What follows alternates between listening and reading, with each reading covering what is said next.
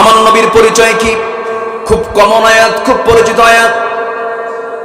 আমার নবীর পরিচয় দিতে আজকে প্রায় 50টা আয়াত আমি রেডি করেছি, একটু মনোযোগ দিয়ে শুনেন। মা কানা মুহাম্মাদুন আবা আহাদিম মির রিজালিকুম ওয়ালাকির রাসূলুল্লাহি ওয়া খাতামান নাবিয়্যিন ওয়া কানা আল্লাহু বিকুল্লি শাইইন আলিমা। সূরাতুল আহজাব আয়াত নম্বর 40। জোরে কোন আল্লাহু আকবার। নাম্বার 5 হলো তিনি নিষ্পাপ, মাসুম, তার কোনো গুনাহ নাই। কার কথা?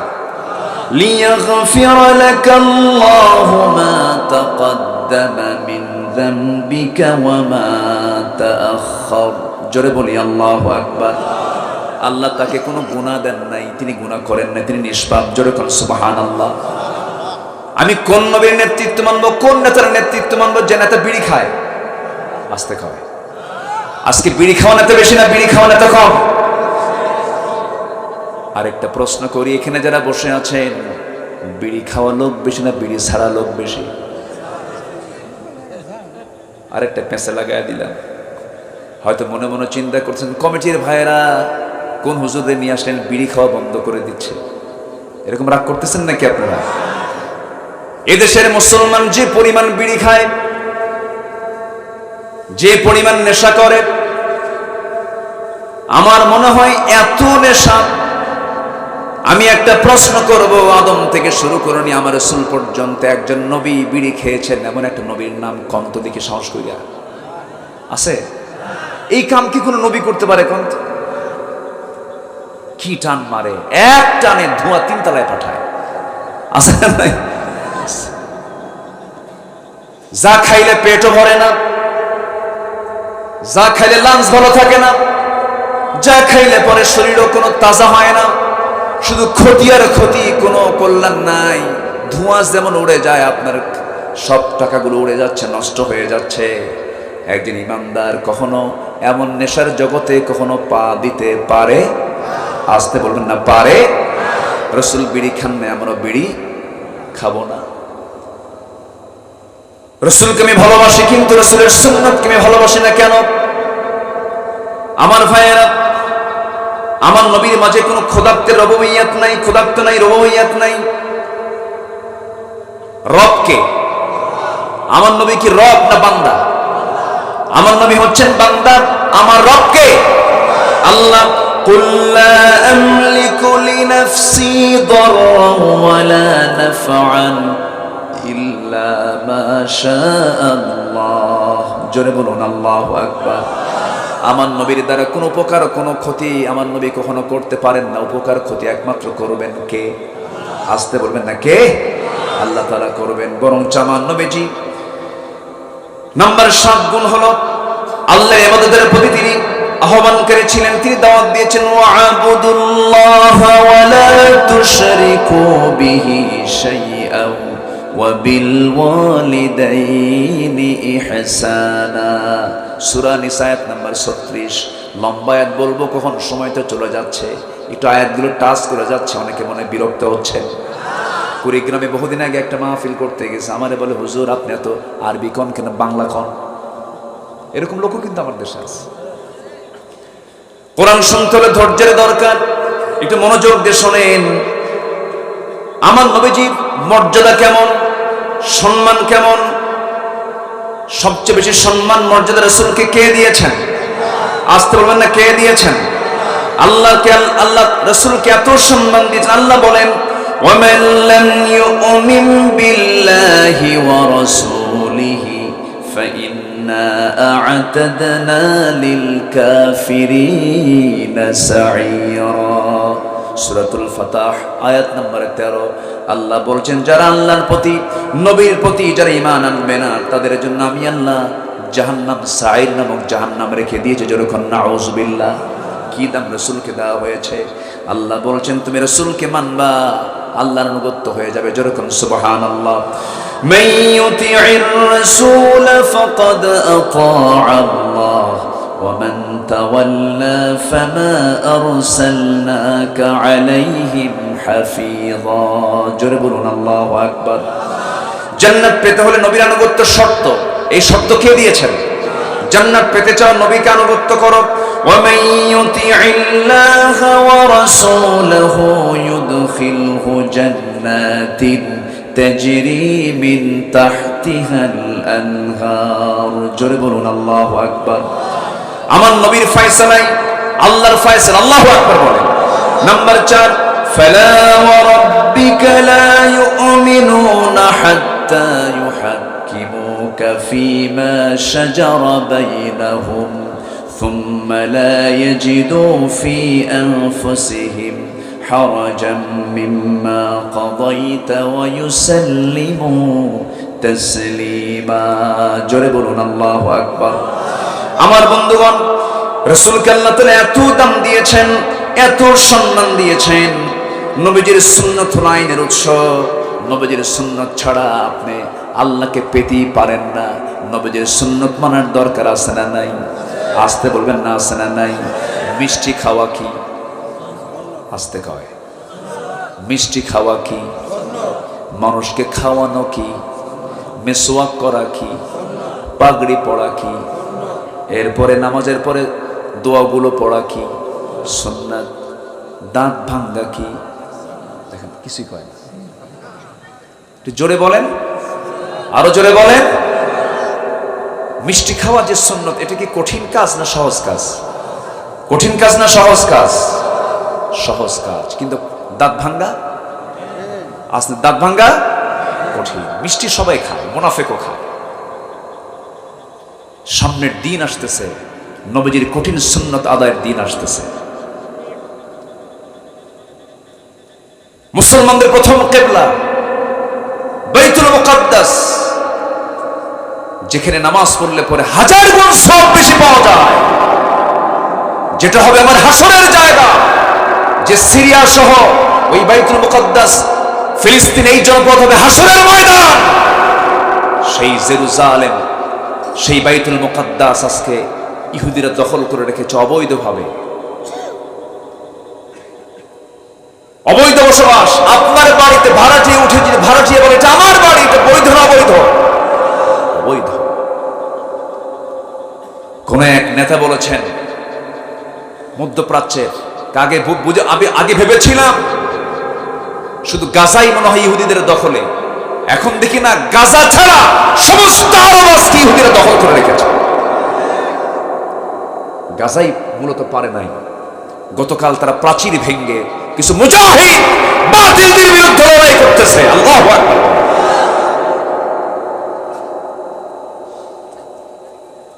আগামী 50 বছর পর রাশিয়ার মসনদে বসবে মুসলমান। আল্লাহু আকবার বলেন। বসবে ইনশাআল্লাহ বলেন। মুসলমানদের সংখ্যা দিন দিন কমছে না বাড়ছে? আসতে বলবেন না, কমছে না বাড়ছে?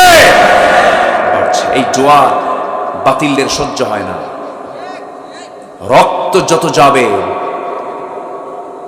রক্ত যত জমিনে ঝরবে, উর্বরতা শক্তি দিন কায়েমের পথ তত সুগম হবে, প্রশস্ত হবে। এটাই বাস্তবতা, এটাই বাস্তবতা। সম্মানিত ভাইয়েরা, রাসূলকে আমরা মানবো। জোরে বলি ইনশাআল্লাহ, আর জোরে বলি ইনশাআল্লাহ। এক জায়গায় না সব জায়গায়? আসতে বলবেন এক জায়গায় না সব জায়গায়? মিষ্টিও খাবো, দাঁত ভাঙ্গার সুন্নত মানবো। জোরে বলি ইনশাআল্লাহ। আমি চুরি করব না, কাউকে চুরি করতে দেব না। যদি কেউ চুরি করে হাত কাটবো, হাত কাটার আইন সমাজে চালু হোক, এই চেষ্টা চালিয়ে যাবো। জোরে কোন আল্লাহু আকবার। আবার ভুল বুঝেন না, আপনি আবার আমি বলে যাচ্ছি না যে আপনি নিজে হাত কেটে দিবেন।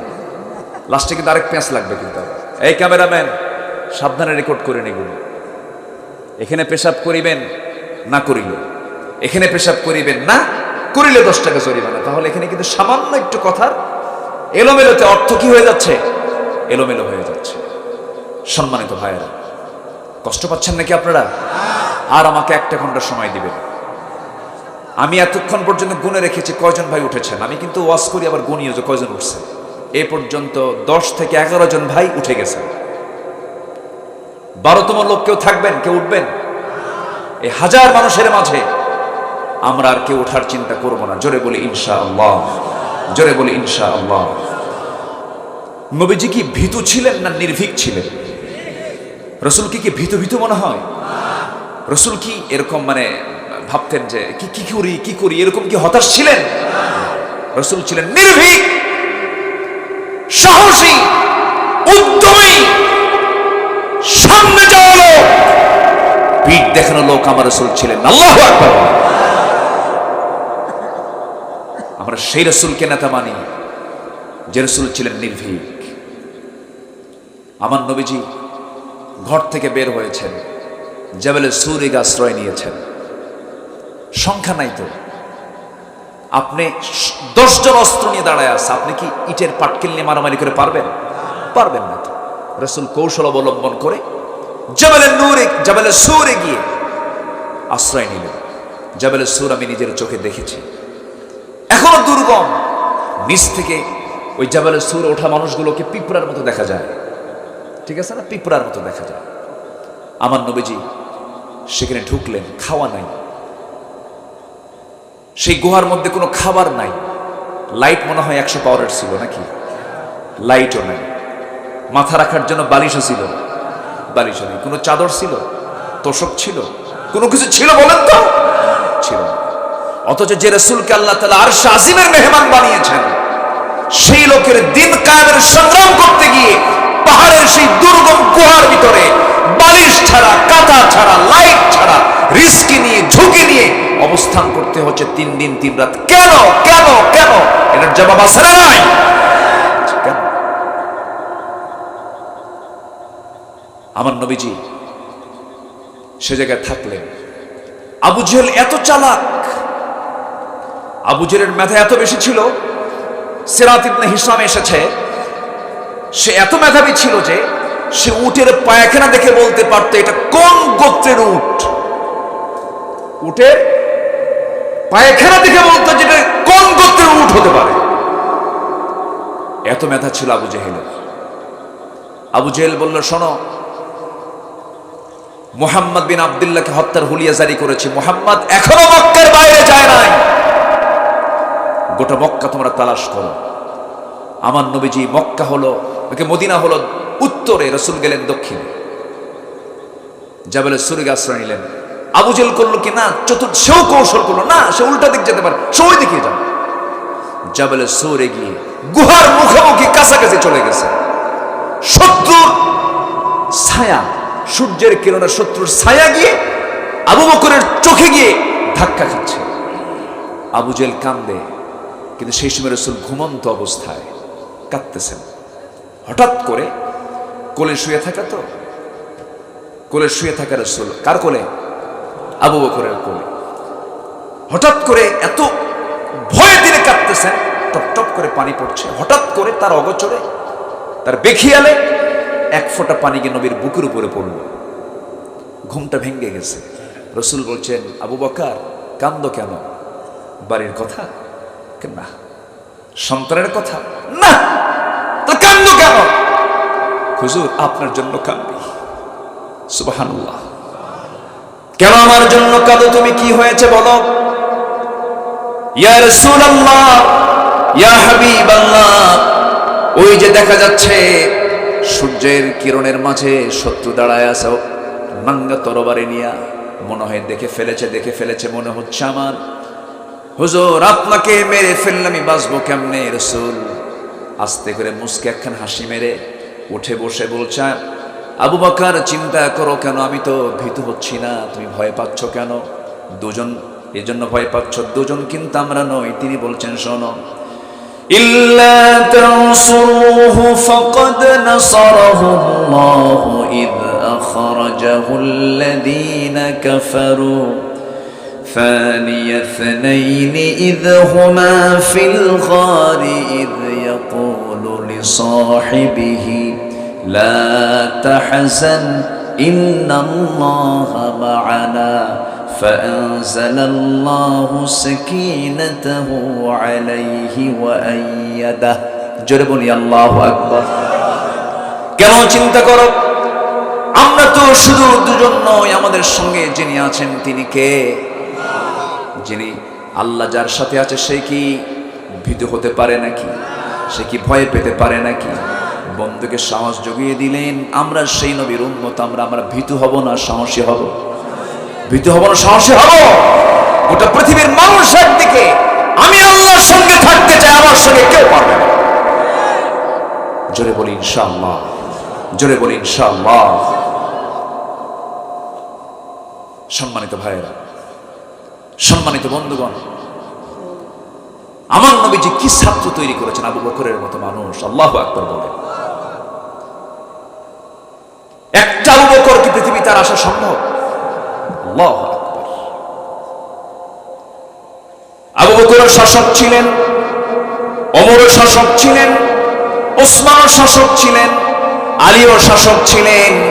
তাদের যে অবদান, তাদের যে কর্মকাণ্ড আজকে শাসকদের মধ্যে যদি থাকতো, সমাজ, দেশ, রাষ্ট্র আজকে জান্নাতের টুকরায় পরিণত হয়ে যেত। আল্লাহু আকবার। একটু কান লাগান, মনোযোগ দিয়ে শোনার চেষ্টা করুন। সাইয়েদনা আবু বকর রাদিয়াল্লাহু আনহুর কথা যখন মনে হয়ে গেল, দেখেন তার আখিরাতের চিন্তা কি করেছেন, আর আমরা কি আশা নিয়ে বসে আছি। ছোট্ট একটা ঘটনা মনে পড়লো আমার। সাইয়েদনা আবু বকর একজন ব্যবসায়ী ছিলেন। কি ছিলেন? ব্যবসায়ী ছিলেন। খেলাফতের পরের দিন তিনি টোপলা নিয়ে বাজারে যাচ্ছেন ব্যবসা করার জন্য। কাপড়ের ব্যবসা। কিসের ব্যবসা? কাপড়ের ব্যবসা। যারা এই এলাকায় কাপড়ের ব্যবসা কম না বেশি? বেশি। কাপড়ের ব্যবসা ভালো তো? হ্যাঁ, দেখছেন খারাপ? ব্যবসা ভালো, লাভ নাই সেটা নয় খারাপ। দেখছেন কই কের বসে কি আপনার সতর্কে ঢেকে দিচ্ছে কাপড় দিয়ে। সতর ঢাকা কি? আসতে কয় সতর ঢাকা কি? তাহলে ব্যবসা কি গুরুত্ব নাই? এরা যদি ব্যবসা না করে লুঙ্গি পাবেন কেউ? ব্যবসার দরকার আছে না? আছে তো। একজন নবী ইদ্রিস আলাইহিস সালাতু ওয়াস সালাম, তিনি টেক্সটাইল ইঞ্জিনিয়ার ছিলেন। আল্লাহু আকবার বলেন। তার বড় বড় গার্মেন্টস শিল্প ছিল, ব্যবসা করেছেন, কাপড় বানিয়েছেন, তাঁতি ছিলেন। এটা ভালো কাজ। আবার আপনারা যারা ধান টান লাগান, এটা আদমের কাজ। যেরকম সুবহানাল্লাহ, ধান লাগানো আদমের কাজ, আর কাপড় বানানো ইদ্রিসের কাজ। আল্লাহু আকবার। দুটোই নবীদের কাজ। দুটোই কাদের কাজ? নবীদের কাজ। কোনো কাজকে আল্লাহ তাআলা খাটো চোখে দেখেননি। সব কাজের দাম আছে না নাই? আচ্ছা। তো আবু বকর সিদ্দিক রাদিয়াল্লাহু আনহু তিনি কাপড় নিয়ে বাজারে যাচ্ছেন। বাজারে বসছেন, এক বেচারির কাছে কাপড় বিক্রি করেছেন। কাপড়টা তার পছন্দ হয় নাই। বেশ কিছুদিন পরে এসে বলতেছে, আবু বকর, তোমার দেওয়া কাপড় আমি কিনেছি, তোমার দোকান থেকে কাপড়টা আমার পছন্দ হয়নি, তুমি কাপড়টা ফেরত নাও, টাকাটা দিয়ে দাও। তিনি কোনো কষ্ট দেখালেন না, কাপড়টা নিয়ে টাকাটা ফেরত দিলেন। ফেরত দেওয়া মাত্রই কান্নায় ভেঙে পড়েছেন, কাঁদতেছেন। তার কান্না দেখে আশেপাশের লোকজন এসে বলতেছে, আবু বকর, তোমার মতো মানুষের তো কান্না করার কথা নয়। হাজার হাজার স্বর্ণ মুদ্রা তুমি দিনের জন্য ব্যয় করেছ, তুমি কান্নায় ভেঙে পড়ছো কেন? কি হয়েছে? তিনি বলছেন, শোনো আমার ভাইয়েরা, আল্লাহর কসম করে বলি, আমি আমার এই কাপড়ের জন্য কাপড় ফেরত দিয়ে গেছে, এটা আমার লস মনে করে আমি কান্নায় ভেঙে পড়ছি না, আমি কাঁদতেছি না। আমার কান্না করার কারণ হলো, হেতু হলো, এই বেচারি তার কাপড় পছন্দ হয় নাই, সেই জন্য আমার কাছে ফেরত দিয়ে চলে গেছে। আমি টাকাটা তাকে ফেরত দিয়েছি, কাপড়টা ফেরত নিয়েছি। কিন্তু আমি আমার আমল নামা নিয়ে চিন্তা করছি। হাসরের দিন, হাসরের দিন হলো কিসের দিন বলেন? হার জিতের দিন। কিসের দিন বলেন? হার জিতের আরবি কি বলেন? তাগাবুন। এই হার জিতের দিন আল্লাহ যখন আমাকে অসংখ্য লোকের মাঝ থেকে ডাক দেবে, আবু বকর তাআল এইদিকে আয়, আমাকে যখন ডাক দেবে, আবু বকর, জীবনে তোর যত নামাজ, তোর যত রোজা, তোর যত জিহাদ, তোর যত দান সাদকা, একটাও আমার পছন্দ হয় নাই, যা তোর আমল তুই নিয়ে যা। আমি কোথায় যাব? আমি কোথায় যাব? যে আবু বকরকে রাসূল বলেছেন আমার আবু বকর জান্নাতি, সে আবু বকর আখিরাত নিয়ে কি চিন্তা করে আর কান্দে? আমি আপনি কোথায় যাব রে ভাই? সাইয়েদনা ওমর ফারুক রাদিয়াল্লাহু আনহু একদিন কাঁদতেছেন। আমার নবীজি হুযায়ফা নামক একজন সাহাবীর কাছে মুনাফিকদের তালিকা দিয়েছেন। হুযায়ফা রাদিয়াল্লাহু আনহু তিনি মুনাফিকদের তালিকা নিয়ে থাকতেন। রাসূল বলতেন, কারা কারা মুনাফিক তোমার কাছে দিয়ে দিলাম। এই মুনাফিকদের তালিকা ওই সাহাবীর কাছে ছিল, যে তালিকার তথ্য ওমরের কাছেও জানা ছিল না, আবু বকরের কাছেও জানা ছিল না। মাঝে মাঝে ওমর ফারুক রাদিয়াল্লাহু মাঝে মাঝে যেতেন, যে বলতেন ভাই হুযায়ফা দেখো তো ওই নামের তালিকায় আমি ওমর আমার নামটা আছে নাকি? আমার তো সন্দেহ লাগে আমার নামটাও থাকতে পারে, আমি মনে হয় মুনাফিক হয়ে গেছি। অথচ ওমরে ফারুকের ব্যাপারে রাসূল বলেছেন আমার ওমর জান্নাতি। জোরে কোন সুবহানাল্লাহ, জোরে কোন সুবহানাল্লাহ। আমার ভাইরা, এই চিন্তা করার দরকার আছে না নাই?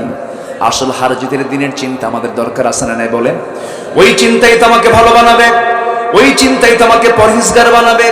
বিচার হবে, হিসাব হবে, সব কিছু হয়ে যাবে। সেই দিন যদি হেরে যায়, সেই হারাটাই হলো আসল হারা। এই জন্য আমরা সেই দিন হারতে চাই না জিততে চাই। নামাজ পড়া না পড়ে, নামাজ কি সবাই পড়তে রাজি আছেন নাকি? শুক্রবার জানাজান নামাজ, ঈদের নামাজ, এদিকে হয় না এগুলো নামাজ? এগুলো হয়। জানাজা তো আপনার আসল নামাজ নয়, জুমার নামাজ তো আপনার অরিজিনাল নামাজ নয়।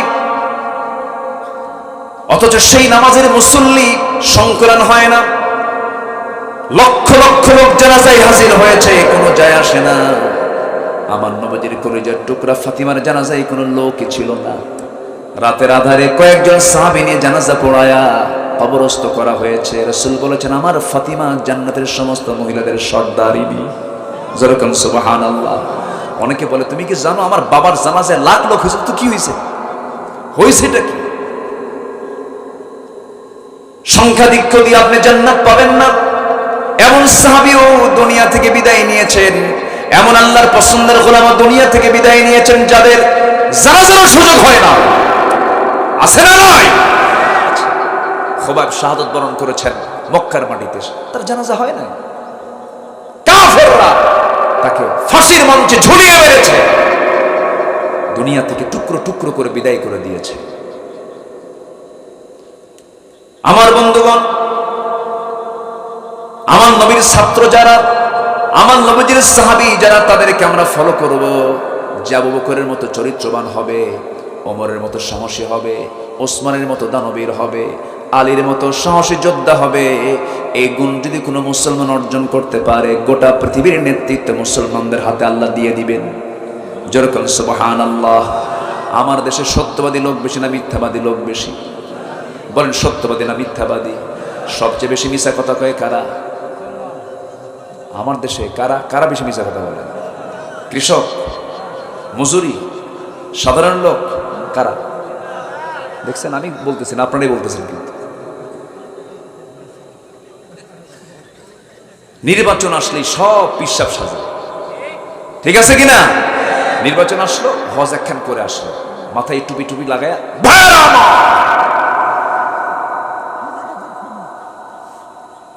মিথ্যা কথা, মিথ্যা নেতৃত্ব আমরা চাই না। বেনামাজি মিথ্যুক নেতাদের মুখে আমরা থুতু মারি, জুতা মারি। রাজি আছেন কারা কারা? হাত উঁচু করে দেখেন মুসলমান।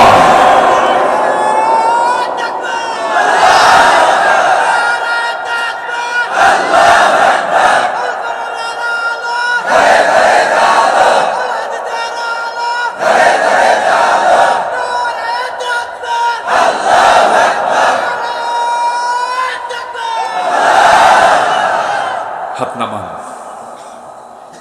ইরাকের গভর্নর আহনাব বিন কায়েস,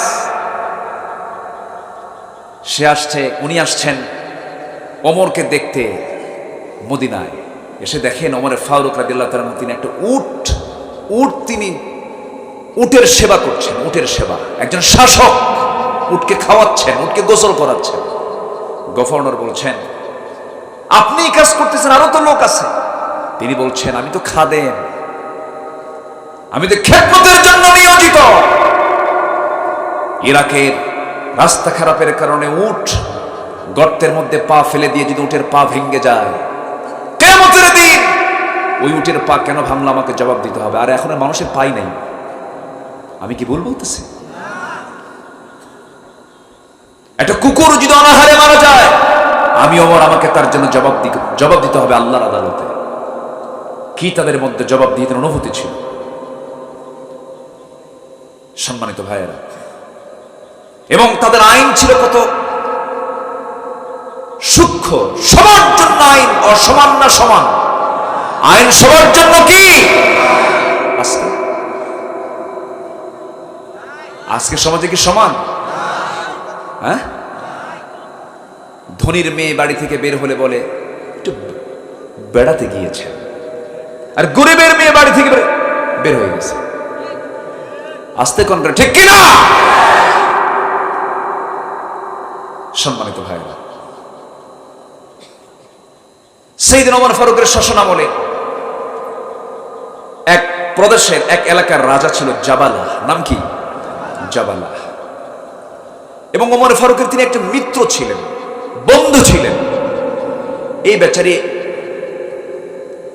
ইহরাম পরে ওমরা করতে গেছে মক্কায়। ওমরারত অবস্থায় ওমরার কাপড়ে এক দাস, এক সাধারণ লোকের একটা পা তার ইহরামের কাপড়ের সঙ্গে জড়িয়ে পড়ে, পাটা প্যাঁচ লাগে, জড়ে পড়ে। রাজা তো গরম আছে না নাই? গরম আছে না নাই? নেতার গরম আসতে খাওয়ায় আছে না নাই? গরম। এই গরম হতে হতে চরম গরম। ইহরাম পড়া অবস্থায় ওই সাধারণ লোকটার গাল যেতে মারছে একখান থাপ্পড়, এক থাপ্পড়ে বেচারি পড়ে গেছে। পড়ে যাওয়ার পর উনি চলে গেছে ওমরের আদালতে। খলিফা ওমর, রাজা জাবাল আমাকে থাপ্পড় মেরে ফেলে দিয়েছে কাবার চত্বরে। তাই এটা কি সত্যি? হ্যাঁ। সঙ্গে সঙ্গে তাকে ডাক দিলেন। ডাক দিয়ে বললেন, আপনি কি এই আল্লাহর গোলামকে থাপ্পড় মারছেন? হ্যাঁ। কিচ্ছু করার নাই, যদি এই দাস, যদি আল্লাহর গোলাম আপনাকে ক্ষমা করে দেয় আপনি ক্ষমা পাবেন, নচেত যে ওয়েটের থাপ্পড় আপনি তারা দিয়েছেন ওই ওয়েটের থাপ্পড় আপনাকেও খেতে হবে। আল্লাহু আকবার বলেন। রাজা জাবালা বলে, ওমর তুমি আমার বন্ধু মানুষ, তুমি এই জাতীয় কথা বলো, সে তো দাস, সে তো চাকর। ওমরে ফারুক বলছেন, আইন সবার জন্য সমান, কোনো কাহিনী চলবে না। এদিকে আয়, মার থাপ্পড়। আল্লাহু আকবার। এটাই হচ্ছে আইনের শাসন। সুবহানাল্লাহ, সুবহানাল্লাহ। আইনের শাসন কি ছিলেন তিনি! এত সিম্পল জীবন। তিনি কখনো দুটো খাবার একসঙ্গে খেতেন না, দু পদের তরকারি তার জীবনে কখনো তিনি গ্রহণ করেননি। জুব্বার পিছনে ছিঁড়ে যেত। আল্লাহু আকবার বলেন। জুব্বার পিছনে ছিঁড়ে যেত। সবাই বলতো যে এটা একটা হলো। তাকে পরামর্শ দিচ্ছেন দুজন নবীর স্ত্রী, পরামর্শ দিচ্ছেন। একজন হচ্ছে তার মেয়ে হাফসা এবং নবীর আরেকজন স্ত্রী আম্মা জান আয়েশা সিদ্দিকা। এই দুজন পরামর্শ দিচ্ছেন। কি পরামর্শ দিচ্ছেন? সাইয়েদনা ওমর ফারুক রাদিয়াল্লাহু তাআলা আনহু, আপনি একটু উন্নত জীবন গ্রহণ করেন। অর্ধ পৃথিবীর শাসন করতে আপনি, আপনাকে দেখার জন্য কত কূটনীতিকরা আসে, সাক্ষাৎ করার জন্য আসে। উন্নত জীবন গ্রহণ না করলে কেমন হয়? আপনার পিছনে জুব্বা ছিঁড়ে গেছে। ওমরে ফারুক কেঁদে কেঁদে বলছেন, আমার কলিজার টুকরা, আমার দুলালি, আমার মেয়ে হাফসা, তুমি নবীর স্ত্রী হওয়ার পরে এমনটা কথা কেমন করে বলতে পারলে? আমার নবীজির সেই রাতের কথা কি ভুলে গেছো যে রাত্রে নবীজি বিছানার চাদর না পেয়ে জুব্বাটাকে চাদর বানায় জুব্বা পরে তিনি রাতটা কাটিয়ে দিয়েছেন? ওরে আয়েশা, তুমি কি সেই রাতের কথা শুনে গেছো? সেই রাতের কথা ভুলে গেছো যে নবীর হাতে কোটি কোটি টাকা লেনদেন করেছেন, খাদিজার সম্পদগুলো তার হাতে তুলে দেওয়া হয়েছিল, সব তিনি আল্লাহর পথে দান করেছিলেন।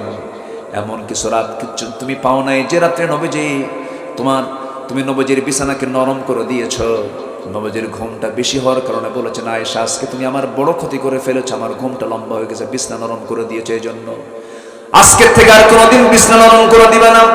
আমার ঘুমের যেন আধিক্য না হয়, আমার ঘুমটা যেন কম হয়, আমি যেন সেজদা দিতে পারি। নবীজি তার আসন থেকে যদি এমন সিম্পল জীবন গ্রহণ করতে পারেন, তোমরা আমাকে এমন নসিহত করো কেন? আমি ওমর আমার জুব্বা দেখে তারা ভয় পায় না, আমি ওমর আমার তাকওয়া দেখে রোম পারস্য ভয় পায়। জোরে কোন আল্লাহু আকবার। আমার বন্ধুগণ, এইরকম করে ওমরে ফারুকের জীবন নিয়ে কথা বলতে গেলে বহু সময় লেগে যাবে। কোন একটা দিন তিনি একটা ঘোড়া কিনতে গেলেন। ঘোড়া কিনতে গেছেন, সেই ঘোড়ার লেনদেন হয়ে গেছে, টাকা পয়সা তিনি দিয়ে দিয়েছেন ঘোড়াওয়ালাকে।